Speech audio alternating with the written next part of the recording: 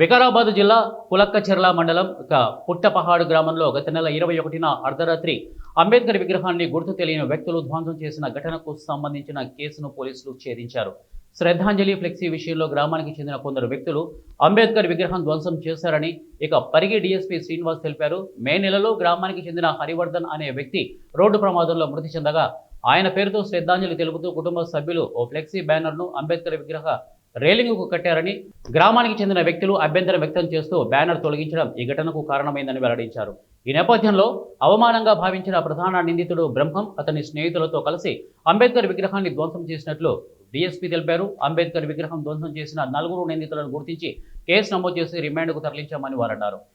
గ్రామాల్లో విగ్రహాల ఏర్పాటుతో పాటు వాటిపై నిఘా ఉండేలా సీసీ కెమెరాలు ఏర్పాటు చేసుకుంటే అపోహలు ఉండవని వారు సూచించారు.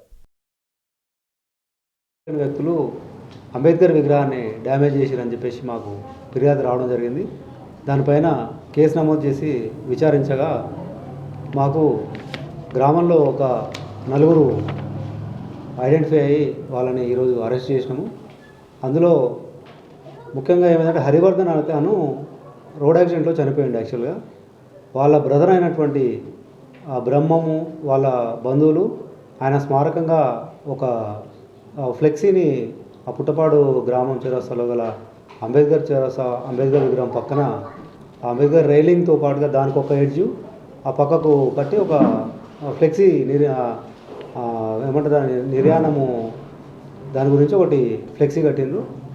అది ఒక నెల రోజుల తర్వాత అట్లే ఉండడం వల్ల ఒక గ్రామస్తుడు ఒకతను ఎక్కువ రోజులు అవుతుంది కదా ఎందుకని చెప్పి తీసి దాన్ని అక్కడ పక్కకు ఫోల్డ్ చేసి పెట్టడం జరిగింది.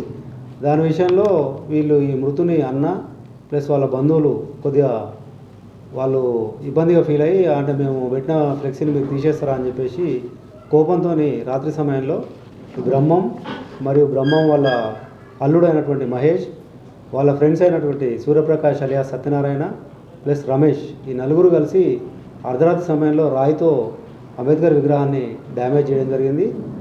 దీని విషయంలో ఈ 4 మేము ఈరోజు అరెస్ట్ చేసి కోర్టుకు పంపిస్తున్నాం.